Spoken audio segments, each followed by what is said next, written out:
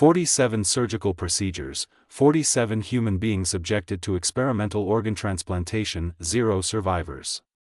These numbers were meticulously documented in a leather-bound journal discovered in 1891, hidden behind a false wall in what had been the surgical theater of Belmont Plantation in Charleston County, South Carolina. The journal detailed something that defied medical understanding of its time. Systematic attempts to transplant animal organs into human subjects between 1847 and 1851. What makes this discovery particularly disturbing is not just the experiments themselves, but the clinical precision with which each failure was recorded, the careful notes on suffering duration, and the chilling fact that local authorities had known about these procedures and actively helped conceal them for over 40 years. Before we continue with the story of Dr. Silas Thornwell and the surgical wing that was ordered burned to the ground by the state legislature in 1852, I need you to do something. If this type of dark historical mystery interests you, subscribe to this channel and hit the notification bell. And I'm curious, leave a comment telling me what state or city you're watching from. Now, let's uncover what really happened in that plantation surgical theater and why 47 people never left it alive. The discovery of that journal would never have occurred if not for the Great Charleston Fire of 1891, which consumed 12 city blocks and revealed architectural secrets that families had paid handsomely to keep buried. But to understand the horror documented in those pages, we need to travel back 44 years to a South Carolina that existed in the shadow of profound contradictions. Charleston in 1847 was a city of remarkable contrasts. Its cobblestone streets hosted some of the finest medical minds in the country. Graduates of European universities who had returned to establish practices that rivaled those of Boston and Philadelphia. The Medical Society of South Carolina, founded in 1789, had built a reputation for surgical innovation that drew students from across the nation. Yet, this same city's economy rested entirely upon the enslavement of human beings, creating a peculiar intersection of scientific advancement and profound moral darkness. Dr.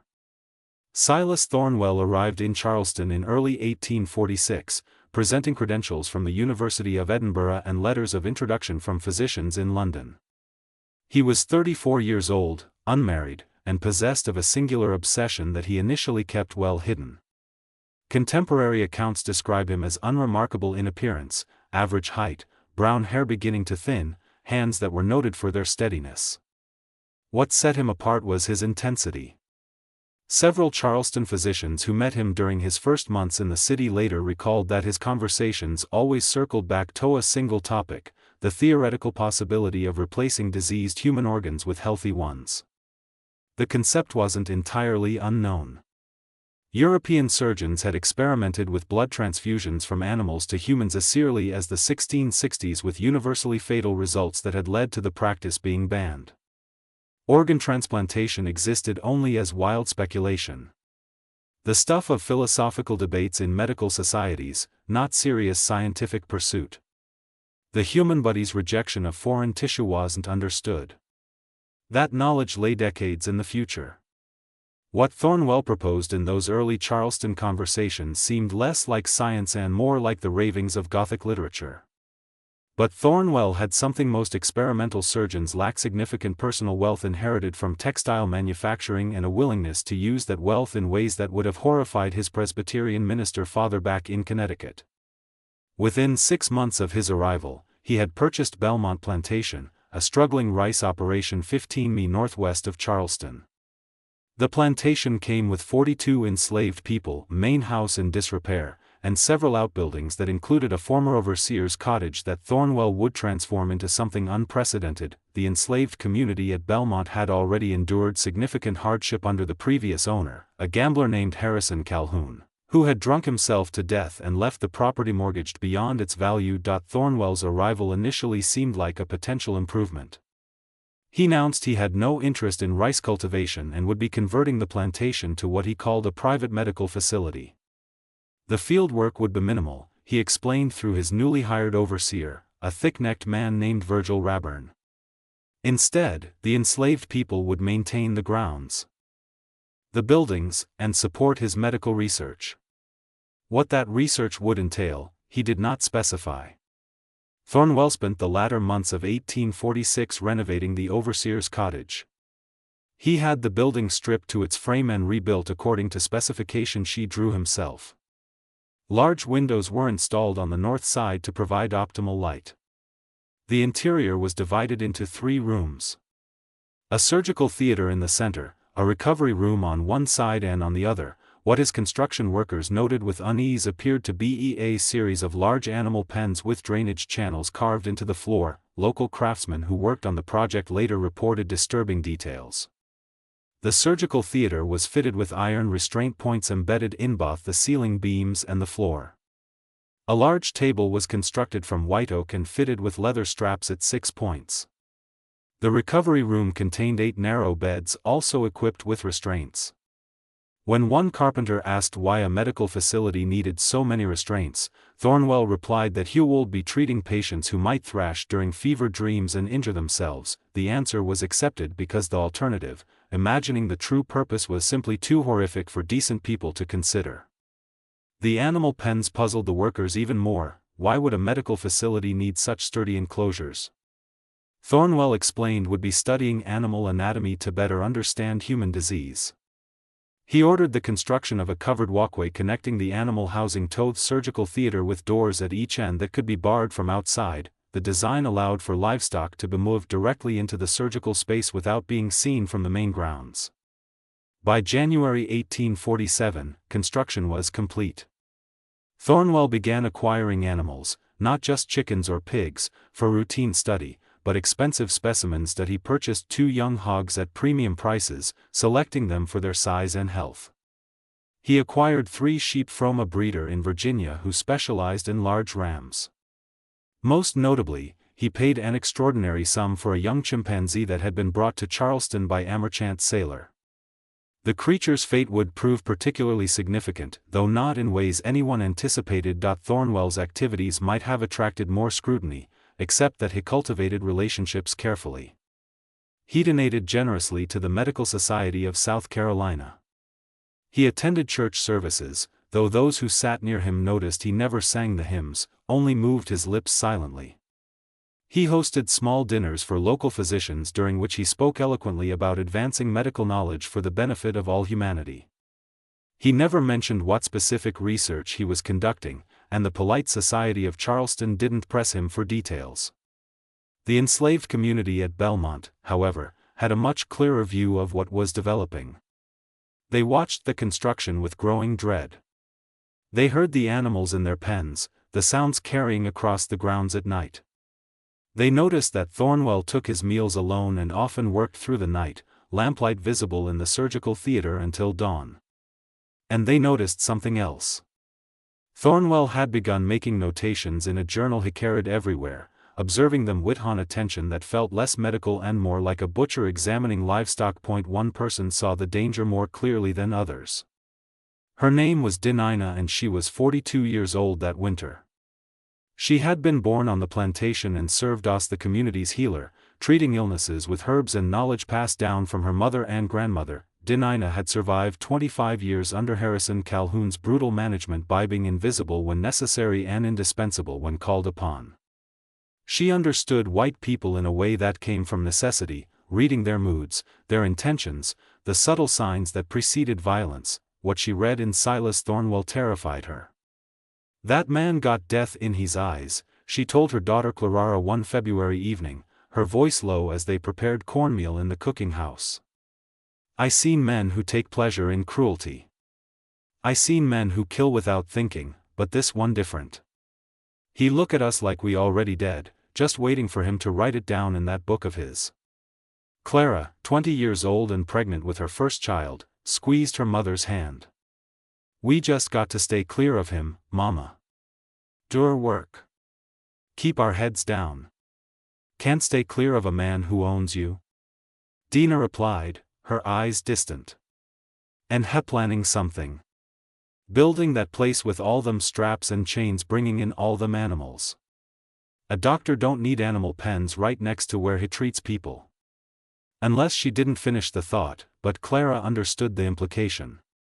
Dinah's fears would prove tragically prescient. On February 18, 1847, Thornwell summoned Virgil Roberto his study and provided him with a list of specific requirements. He needed to identify enslaved individuals who met precise criteria: relatively young, in apparent good health, and notably showing signs of particular illnesses or weaknesses that Thornwell had been documenting. The list was specific in a way that chilled Rayburn, though as a man whose living came from overseeing human property, he had learned to quiet his conscience years ago. The first nominee on the list was a man named Augustus, 31 years old, who had developed a persistent cough that winter. Thornwell's notes indicated possible lung disease, though Augustus was still working full days and showed no signs of severe illness. The second was a woman named Pearl, 26, who Thornwell had observed struggling with what he diagnosed as a weak heart. She occasionally experienced palpitations and shortness of breath during exertion. I'll need them moved to the recovery room in the medical building, Thornwell instructed. Tell them they're being treated for their ailments. Free treatment, superior to anything they'd receive elsewhere. Make it sound like good fortune. Rayburn shifted uncomfortably. And if they don't want Togo, Thornwell's expression didn't change. Mr. Rayburn, I don't believe I need to explain to you how authority works on a plantation.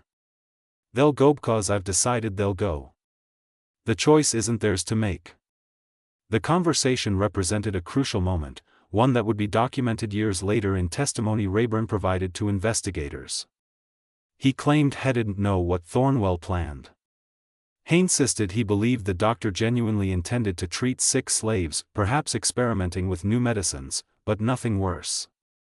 Whether this was true or a convenient lie to avoid criminal charges, we'll never know with certainty. What we do know is that Rayburn followed his orders, and on February 20, 1847, Augustus and Pearl were escorted to the medical building. They never returned to the quarters. The first experiment began on the evening of February 20, 1847, after Thornwell had spent the day in preparation that was meticulous to the point of ritual. He had reviewed his anatomical texts, sharpened his surgical instruments, and made extensive notes about his theoretical approach. His journal from that day, which would later be entered into evidence during the legislative inquiry, reveals both the precision of his planning and the absolute absence of any moral hesitation.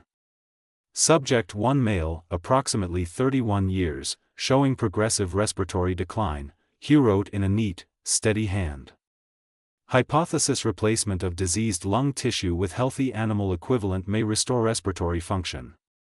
Selected donor: juvenile pig, age approximately 6 months, demonstrating excellent health and vigor. Proceeding with right lung transplantation as this represents less risk of immediate cardiac complications. The clinical language concealed an act of unimaginable cruelty. Augustus had been told he would receive treatment for his cough.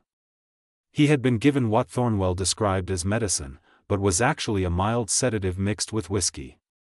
When Augustus became drowsy and compliant, he was moved to the surgical theater and secured to the table. The restraints were explained as necessary to keep him still during treatment. By the time Augustus began to understand what was actually happening, it was too late. What occurred in that surgical theater over the next 3 hours defied every principle of medical ethics that existed even in that morally compromised era. Thornwell attempted a procedure that wouldn't be successfully performed in humans for another 100 red years, and he attempted it without anesthesia. Ether wouldn't be demonstrated publicly until October of that same year, and without any understanding of infection control, blood typing, or tissue rejection. The journal entry that followed the surgery was brief. Subject 1 expired at 11:47 p.m., approximately 2 hours and 15 minutes post-procedure, immediate cause respiratory failure combined with severe hemorrhaging. Notes for future attempts. Need faster surgical technique to minimize blood loss. Animal tissue integration not observed due to rapid decline. Conclusion: failure. But methodology shows promise with refinement. Augustus's body was buried in an unmarked grave at the edge of the plantation property before dawn. Rayburn supervised the burial, telling the enslaved community that Augustus had died from his lung disease despite the doctor's best efforts. The story was accepted not because anyone believed it, but because the alternative was tolerable to confront, and because enslaved people had learned that survival often required accepting obvious lies without protest. Dina knew better. She had heard sounds from the medical building that night, not screams exactly, but something worse. Muffled noises that suggested someone struggling against restraints, unable to cry out fully. She had seen Thornwell emerge the next morning, his clothes changed, but spots of blood still visible on his boots, and she had noticed that the young pig Thornwell had acquired 2 weeks earlier was gone, its pen empty and cleaned. They killed Augustus, she told a small group of trusted people that evening, her voice barely above a whisper. Whatever that man doing in that building, it ain't healing. It's something else, something evil. But what could they do? Speaking to white authorities meant certain punishment or death. Running meant leaving family behind and likely being caught and returned. The trap was perfect and total. They could only watch and wait and pray they wouldn't be chosen next. Thornwell waited 3 days before selecting his second subject. Pearl, the woman with the weak heart, was brought to the medical building on February 23.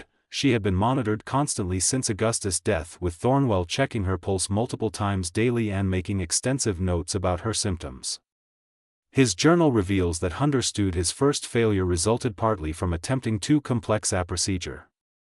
For his second attempt, he chose what he considered a simpler approach. The entry reads, Subject 2 female approximately 26 years demonstrating cardiac arrhythmia and reduced stamina, hypothesis animal heart tissue properly integrated may strengthen weakened cardiac function. Selected approach partial transplantation of lamb heart tissue to supplement rather than replace existing organ. Donor female lamb age 8 months. Excellent cardiovascular health. The procedure took place on the night of February 23. Pearl survived 6 hours post-surgery. The cause of death was listed as acute cardiac failure with extensive hemorrhaging. Her body joined Augustus in the unmarked graves. The pattern had been established. Every 3 to 4 days, Thornwell selected another subject. His criteria evolved as he learned from each failure. He began choosing younger subjects, theorizing that youth meant stronger recovery potential. He varied his approach, attempting kidney transplants, liver tissue grafts, even a procedure involving sheep lung tissue that he hypothesized might prove more compatible than pig lung. The methodology remained consistent: sedation through deception, restraint, surgery without adequate pain control, meticulous documentation of the inevitable failure, and burial before dawn. The journal recorded each death with the same clinical detachment: Subject 3, Subject 4, Subject 5. Names were rarely used. Thornwell referred to the enslaved people as numbered subjects, as if they were laboratory specimens rather than human beings. By March, the enslaved community at Belmont was paralyzed by terror. 4 people had been taken to the medical building. None had returned. The official explanations: died from their existing conditions, died from complications during treatment, convinced no one. People began refusing to report illnesses, fearing that any sign of weakness would make them targets. Parents coached children to appear healthy, no matter how they felt. Dina herself became Thornwell's 8th subject on March 12, 1847. He had observed her treating others with herbal remedies and diagnosed her with what he called chronic digestive disorder. She occasionally experienced stomach pains, a common enough condition that she had never considered significant. On the evening of March 12, Rayburn came to her door and informed her that Dr. Thornwell wished to treat her condition. She knew what this meant. She embraced her daughter Clara, whispered instructions about where she had hidden herbs and healing knowledge, and walked to the medical building without resistance. Fighting would only mean being dragged, and she preferred to maintain what dignity remained available to her. Dina survived 11 hours after Thornwell attempted to graft pig stomach tissue into her abdomen. Her last words, recorded by Thornwell in his journal with what reads as frustration rather than remorse, were, "God see you." She died just after dawn on March 13, the 9th person Thornwell had killed in the name of medical advancement. Her death marked a turning point. Clara, grief-stricken and pregnant, did something extraordinarily dangerous. She approached a white minister who had occasionally visited the plantation to conduct services, a man named Reverend Thomas Olston, who had a reputation as relatively sympathetic to the enslaved population's spiritual welfare. She told him people were dying at Belmont, not from disease, but from something being done to them in the medical building. Ol's response would later be documented in letters he wrote to colleagues, letters that eventually played a role in the investigation. He listened to Clarara's account with what he described as growing horror. But he did not immediately act. Instead, he did what many supposedly moral men did in that era. He convinced himself that a reasonable explanation must exist. A trained physician experimenting to help sick slaves. Surely that couldn't be as sinister as this distraught girl suggested. He told Clara he would look into the matter, but privately he did nothing. Afraid of making accusations that might prove embarrassing, this inaction cost lives.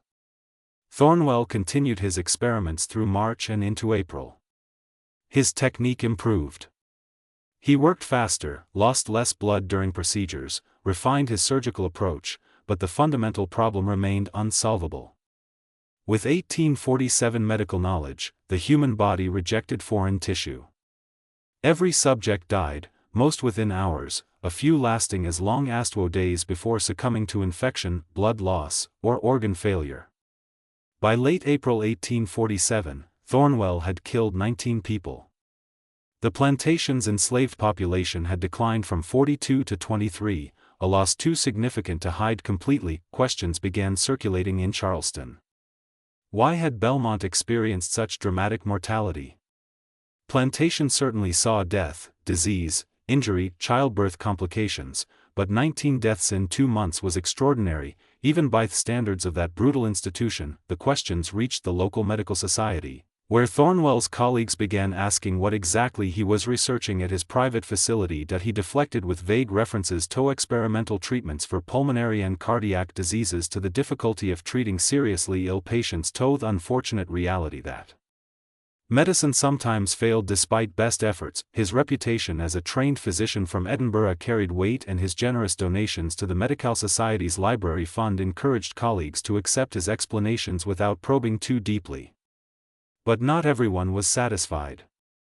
Dr. Edmund Whitlock, a Charleston physician who specialized in treating the enslaved population and who had developed misgivings about Thornwell's character during their brief interactions, began asking pointed questions.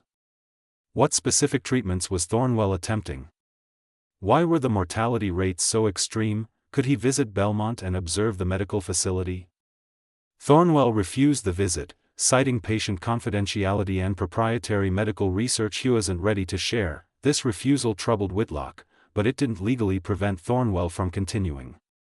South Carolina law provided no protection for enslaved people against medical experimentation. They were classified as property, and property owners could do as they wished with their possessions. This legal reality meant that even physicians who suspected something wrong had no mechanism for intervention. Meanwhile, the remaining people at Belmont lived in constant fear. They watched as Thornwell made his rounds, his journal always in hand, observing them with that clinical detachment that had become so familiar and so terrifying. They knew that any sign of illness, any complaint of pain, any visible weakness might result in selection. Some deliberately injured themselves in ways that would make them unsuitable for surgery. Broken fingers, gashed arms, reasoning that a damaged subject would be less valuable than an intact one. Others prayed silently, hoping God might intervene where no human would. Clara gave birth to a daughter on May 3 RD, 1847, delivering the baby with assistance from other women in the quarters. Terrified that if she sought help from Thornwell, he would use childbirth complications as an excuse for experimentation, she named the baby Dinina after the grandmother who had died trying to protect others. The birth gave her a renewed determination to survive, but it also deepened her despair. She was bringing a child into a place where death prowled systematically, dressed in the clothes of a physician. Thornwell's journal from early May reveals a troubling evolution in his thinking. After 19 failures, he began to theorize that the problem wasn't his surgical technique, which had indeed improved dramatically, but rather what he called the quality of the subjects. He wrote, reflection on recent failures suggests that subjects weakened by poor diet, inadequate housing, and manual labor may lack the constitutional strength to survive transplantation. Future experiments should utilize subjects in peak physical condition with no prior health complaints to eliminate variables related to pre-existing weakness. This represented a horrifying shift. Previously, Thornwell had justified his experiments by claiming to treat sick individuals. Now, he was planning to operate on healthy people, removing that already thin rationalization that he began observing the healthiest individuals at Belmont with renewed interest. On May 14, 1847, he selected a young man named Benjamin, 23 years old, who had never reported illness and who worked as a carpenter maintaining plantation buildings. Benjamin was strong, alert, and showed no health problems whatsoever. His only misfortune was possessing the perfect health Thornwell now wanted to test. The surgery took place on May 15. Thornwell attempted a kidney transplant using tissue from a young ram, hypothesizing that kidney function might prove less complex than cardiac or pulmonary systems. Benjamin survived 4 days, longer than most subjects before dying from what the journal recorded as acute renal failure and systemic infection. He was the 20th victim. That same week, 3 events occurred that would eventually unravel Thornwell's operation, though none would move quickly enough to prevent many more deaths. First, Dr. A. Whitlock wrote to the Medical Society of South Carolina, formally requesting an investigation into the mortality rate at Belmont. His letter was carefully worded to avoid direct accusations, but it raised questions about whether Thornwell might be attempting overly aggressive experimental treatments without proper medical justification. Second, an enslaved man named Isaac, 35 years old, escaped from Belmont. He had watched 20 people die and decided that running, even with its enormous risks, was preferable to waiting for selection. He made it as far as Georgetown, 40 miles north, before being captured. When interrogated about why he ran, he told his captors that the doctor at Belmont is killing people. This statement was recorded, but largely dismissed.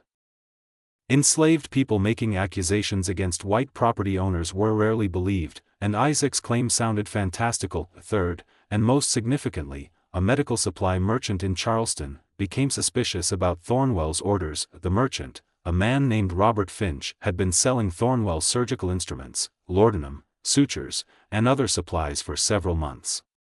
The quantities were unusual, far more than a single physician treating occasional patients should need. Moreover, Thornwell had recently requested several specialized instruments, large bore needles, vascular clamps, and cutting tools more commonly used in veterinary medicine or butchery than in treating human patients. Finch mentioned his concerns to Dr. Whitlock during a chance encounter at a medical society meeting. Whitlock shared his own suspicions, and the two men decided to approach the society's leadership with their concerns. However, they faced a significant obstacle. Thornwell had donated enough money to have substantial influence with the society's governing board, and several board members were reluctant to investigate a fellow physician based on what they considered circumstantial evidence and speculation. The bureaucratic delays would prove fatal. Through May and June of 1847, Thornwell continued his experiments at an accelerating pace. His journal shows increasing obsession and decreasing caution. He was no longer selecting subjects based primarily on health conditions. By this point, nearly everyone at Belmont was healthy simply because the sick had already been killed. Instead, he began choosing subjects based on what he called anatomical optimization. That he measured people. He recorded their weights, heights, lung capacities, pulse rates. He compared these measurements to the animals he had acquired and selected human subjects whose physical dimensions most closely matched the donor animals, theorizing that size compatibility might improve transplant success. The journal reveals a mind that had completely abandoned any recognition of the subjects as human beings with rights, feelings, or dignity. They had become variables in an equation he was determined to solve. Subject 23 was a teenage boy named Samuel, 16 years old, selected because his chest measurements closely matched those of a young pig Thornwell had purchased specifically for this experiment. The surgery performed on May 28 attempted a double lung transplant. Samuel survived 14 hours. His death was recorded with unusual frustration. Subject 23 showed stronger vital signs than previous subjects, suggesting improved technique and subject selection. Premature failure disappointing. Possible cause inadequate vascular connections. Future attempts should focus on more precise arterial grafting. The remaining people at Belmont, now fewer than 20, had passed beyond fear into a kind of numb horror. They worked mechanically, spoke little, and avoided Thornwell's gaze whenever possible. Parents held their children close at night, knowing that youth offered no protection. Elders offered what comfort they could, but traditional sources of solace, faith in eventual freedom, hope for better circumstances, had been ground away by relentless, systematic killing. Clara Era, now caring for her infant daughter, found herself chosen on June 8. Thornwell had noted that she had recovered quickly from childbirth and appeared to be in excellent health. His entry reads, Subject 27, female, approximately 21 years, recently postpartum. Excellent cardiovascular health observed during childbirth recovery. Subject demonstrates superior physical resilience, making her ideal for cardiac transplantation experiment. Hypothesis: youth and recent successful childbirth indicate strong constitutional health that may support integration of animal cardiac tissue. Clara Era was taken from her nursing infant and brought to the medical building. Unlike earlier subjects, she screamed and fought.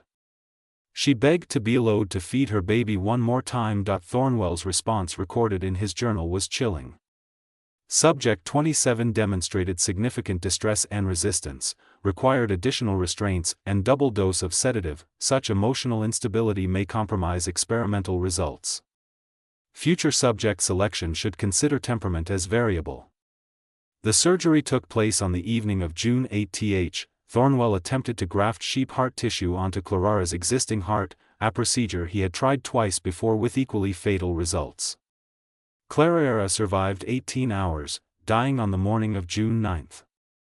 Her baby, left without a mother or anyone able to nurse her, was given to another woman to feed. But the infant struggled without her mother and died 3 days later. The double death, mother and infant, finally pushed the enslaved community beyond endurance. A group of 4 men, knowing they faced likely death, whether they acted or not, decided to try reaching Charleston to tell authorities what was happening. They understood this was probably suicidal. Running from a plantation was a capital offense. Making accusations against a white property owner was essentially suicide. But watching their community be systematically killed had become unbearable. The 4 men, James, Henry, William, and Peter, left Belmont on the night of June 14. They made it approximately 8 miles before being spotted by a patrol. 3 were captured immediately.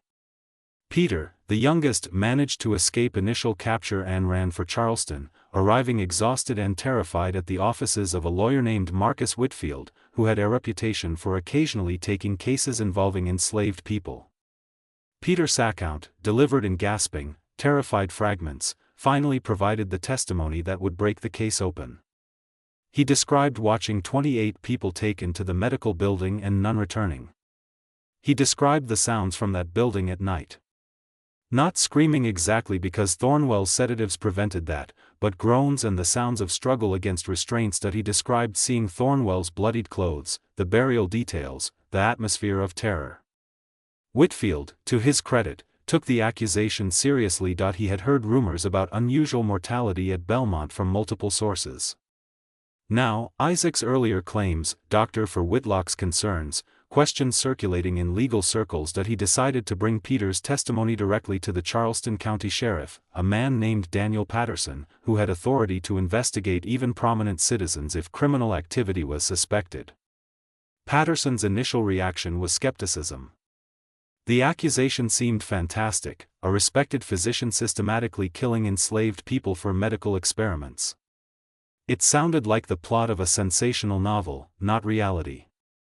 But Whitfield pressed him, pointing out the multiple independent sources raising concerns about Belmont. Patterson agreed to visit the plantation, though he made clear he was investigating claims of excessive mortality, not accusations of deliberate killing, which he still found difficult to believe. The visit was scheduled for June 20, 1847. Patterson sent word to Thornwell that he would be conducting a routine inspection of the property's medical facilities, a notification that was legally required. This advanced notice would prove nearly disastrous for the investigation. Thornwell received Patterson's notification on June 16. His response reveals both cunning and desperation. Understood that evidence of his activities existed throughout the medical building. Surgical tools with blood residue. The restraint mechanisms, the animal pens with their drainage systems, and most damningly, his journal with its meticulous documentation of 29 murders disguised as medical experiments. He spent June 17 through 19 attempting to sanitize the facility. He cleaned surgical instruments obsessively.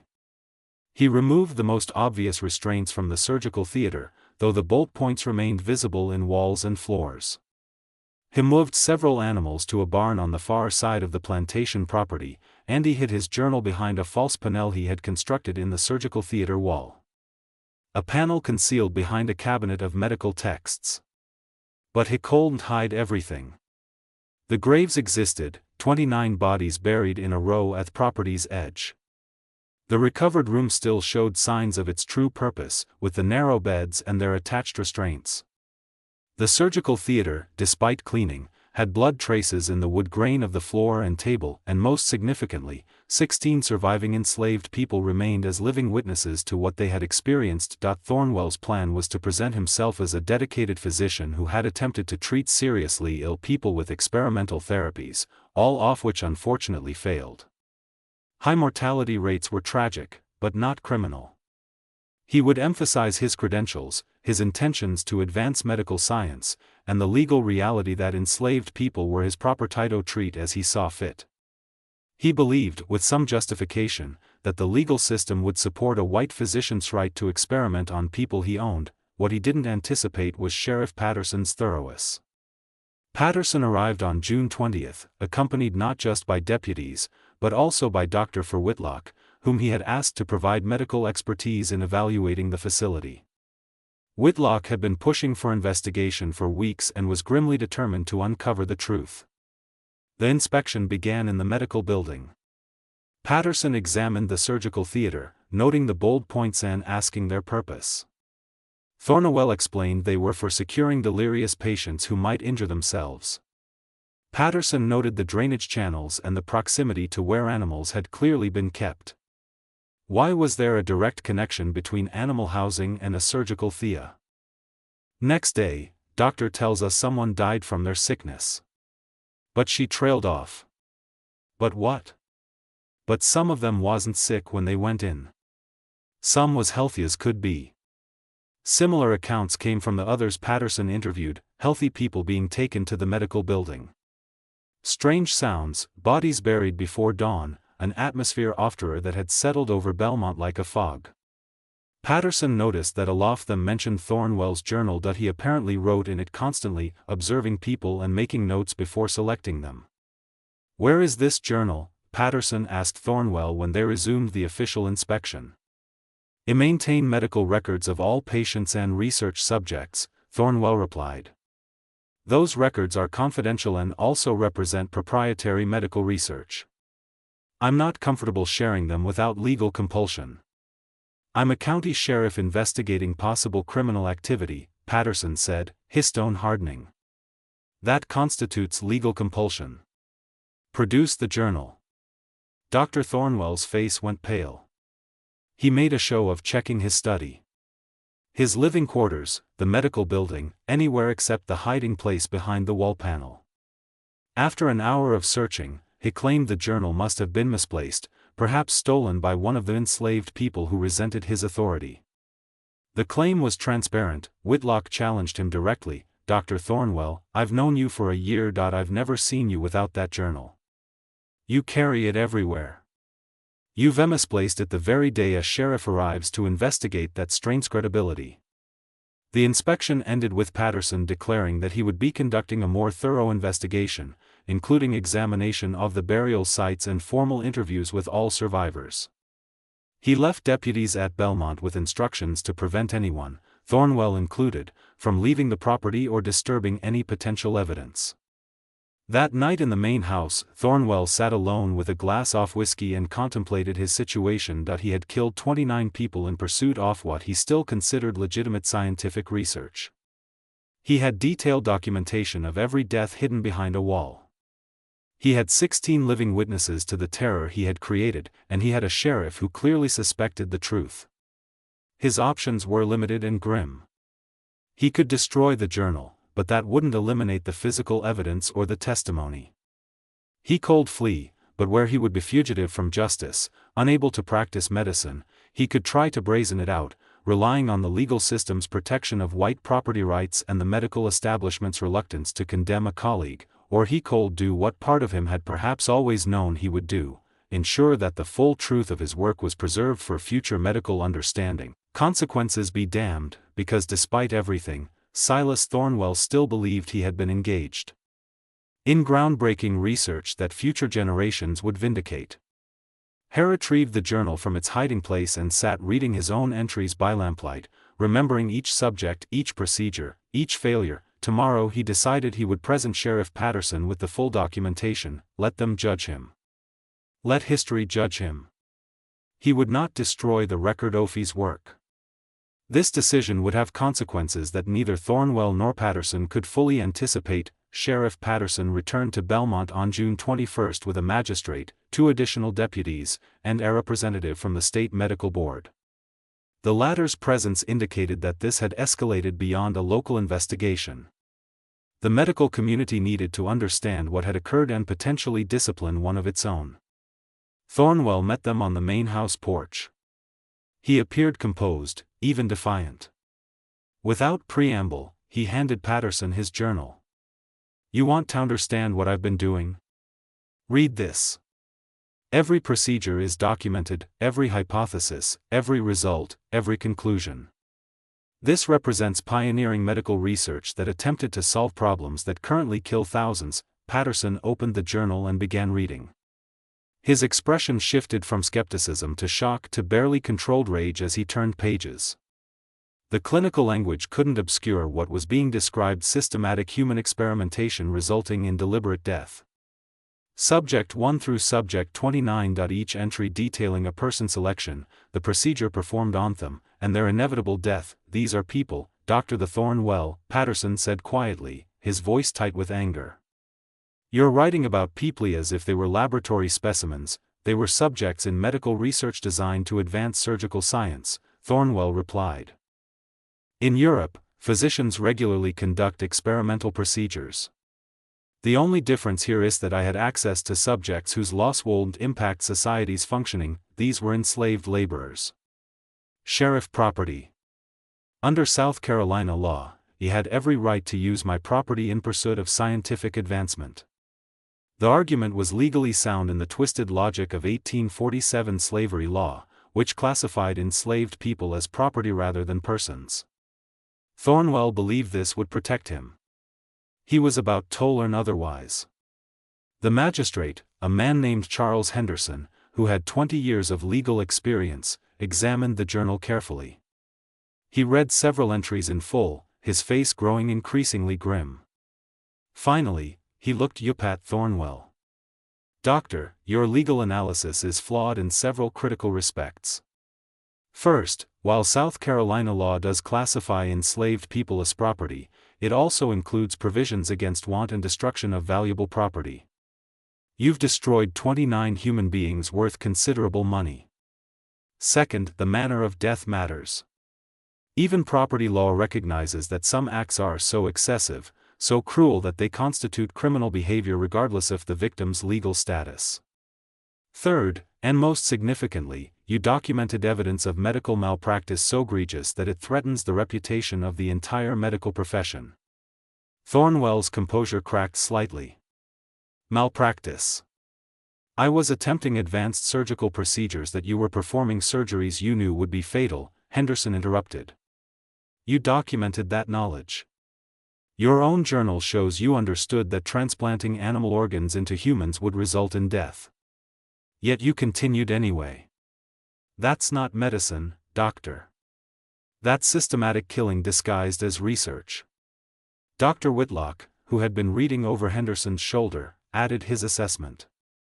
"Dr. Thornwell, I'm formally recommending to the state medical board that your license be revoked. You've violated every ethical principle of medical practice. You've brought shame to our profession and you've provided ammunition to those who criticize scientific medicine as barbaric. The damage you've done extends far beyond your victims."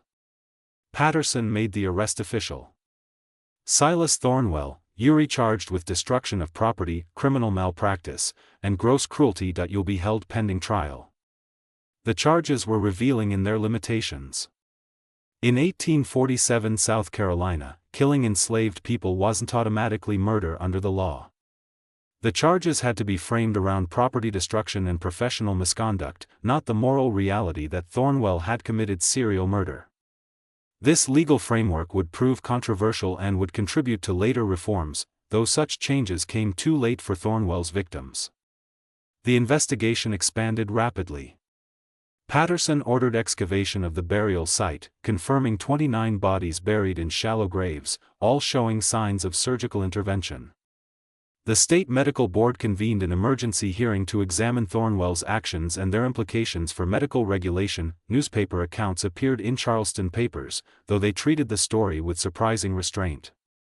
The white establishment was uncomfortable with the implications of publicizing a case that highlighted the horrific possibilities enabled by slavery law. Meanwhile, the surviving people at Belmont, 16 souls, who had endured months of terror, faced an uncertain future. Thornwell's arrest meant the plantation would be liquidated to cover legal costs and compensate whoever the court determined had standing. In practical terms, the survivors would likely be sold to new owners, scattered across the state. The trauma they had experienced would go unacknowledged, untreated, and largely undocumented beyond brief statements in court records. One significant question remained: what would happen to Thornwell's journal? It represented unprecedented documentation of medical crimes, but it also contained detailed surgical notes that some physicians argued had scientific value. Several members of the medical board wanted the journal preserved as evidence of what not to do, a cautionary tale for future medical students. Others wanted it destroyed entirely, fearing it would inspire similar experiments or provide a how-to guide for monstrous behavior. The trial began on August 12, 1847 in Charleston County Court. Thornwell was defended by a lawyer named Simon Fletcher, who pursued a defense strategy that was both clever and morally repulsive. He argued that while Thornwell's experiments had been unsuccessful and perhaps excessive, they didn't constitute crimes under existing law. Enslaved people were property. Medical experimentation was a recognized practice. And tragic outcomes didn't equal criminal intent. The prosecution, led by District Attorney Robert Simmons, had to navigate the restrictive legal framework of slavery law while still securing conviction. He focused on property destruction, proving that Thornwell had intentionally wasted valuable property through experiments Hecknu would fail. He emphasized the systematic nature of the killings and Thornwell's own documentation showing understood the procedures were fatal. The key moment came when several survivors testified. Ruth, the woman who had spoken to Sheriff Patterson during the initial investigation, described watching her community be methodically destroyed. She spoke about Thornwell's journal, how he would observe people and write notes before selecting his next subject. Like a hunter choosing prey, he'd watch us work, she testified, write things in that book. Then couple days later, he'd send Mr. Rayburn to fetch whoever he'd been watching. That person go to the medical building. We'd hear sounds at night. By morning, they'd be dead. Happened 29 times. We couldn't stop it. Couldn't run. Couldn't hide, just wait and pray he didn't pick us next.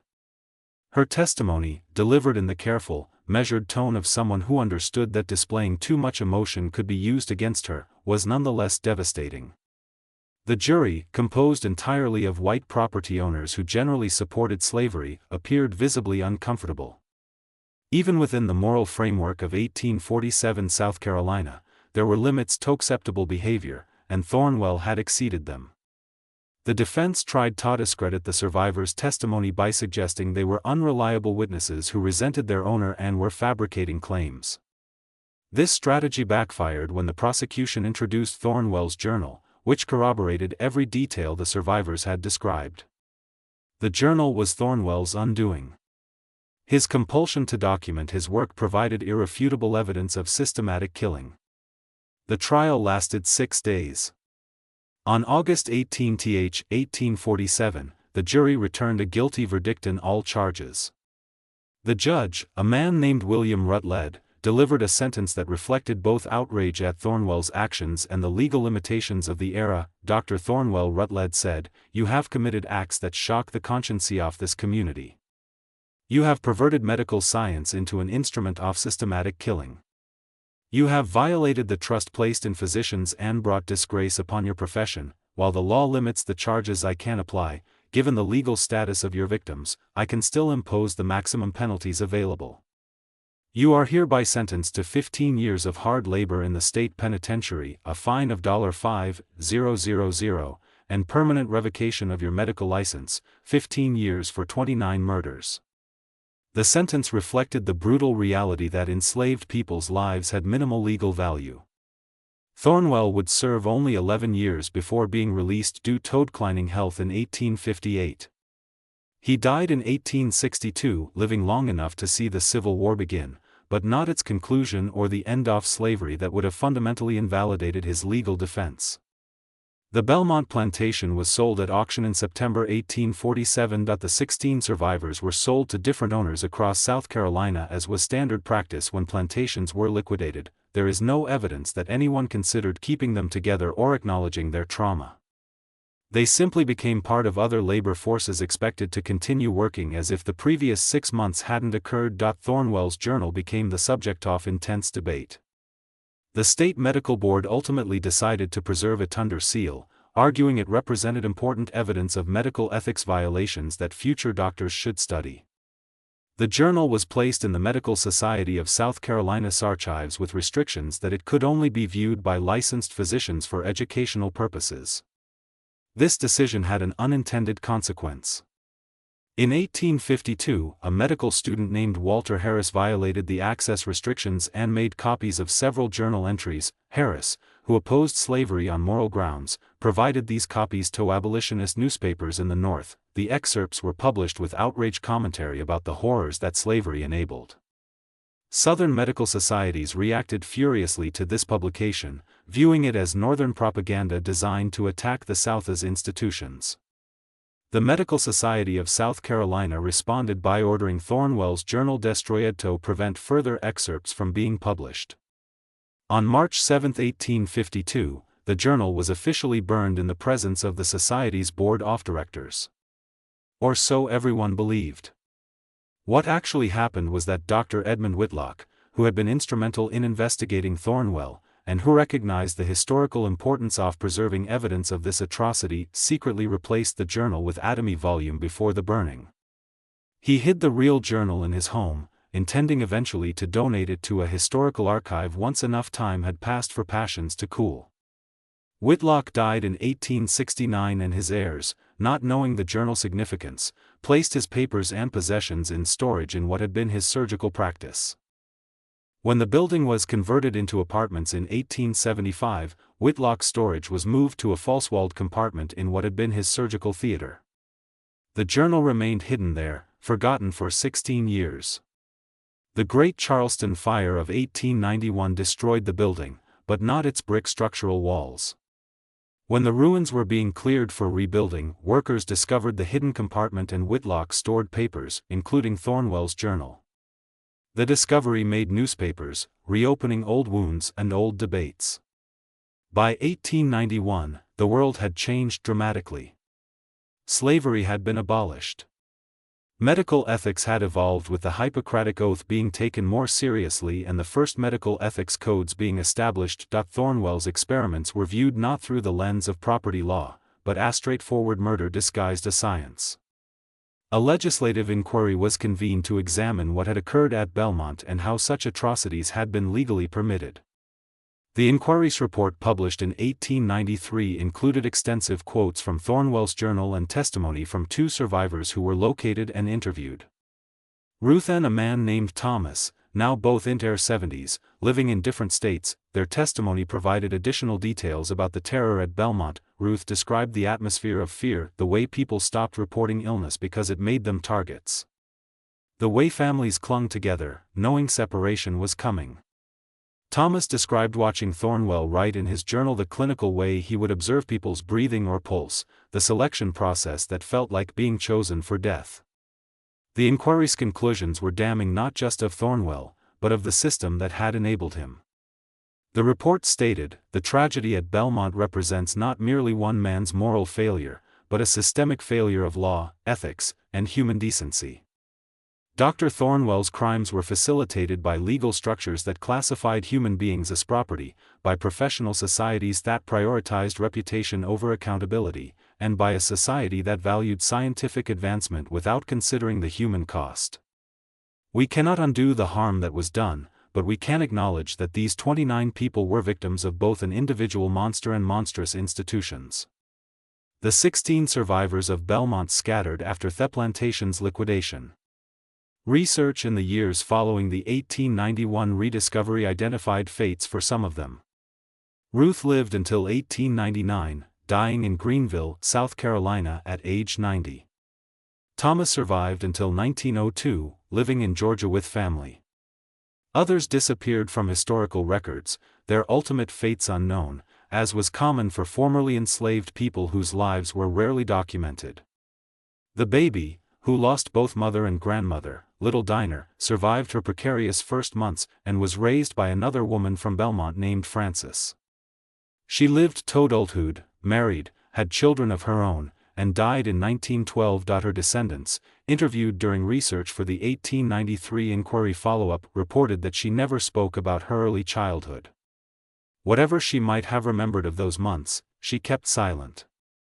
Thornwell's Surgical Theater, the building where 29 people were killed, was burned by order of the state legislature in 1852, the same year the journal was supposedly destroyed. The foundation was excavated and the bricks were scattered. Nothing remains of the structure today except a historical marker placed in 1994 at what is now a county park. Noting that a plantation once stood on this site and that tragic events occurred here, the marker doesn't provide details. There was controversy about how explicitly to acknowledge what happened. The final wording reads Belmont Plantation 1846-1847. Site of medical experiments that resulted in the deaths of 29 enslaved people. These individuals died as victims of both individual cruelty and systemic injustice. Their names, largely unrecorded in historical documents, deserve remembrance. Augustus, Pearl, Dina, Samuel, Clara Era, Benjamin, and 23 others whose identities were lost to history. May their suffering not be forgotten. The names were drawn from testimony and records that survived. 23 others remain unnamed, their identities lost because Thornwell's journal referred to them only as numbered subjects, and no other records preserved their names. They died anonymously and remain anonymous even in memorialization, a final indignity added to the horrors they endured.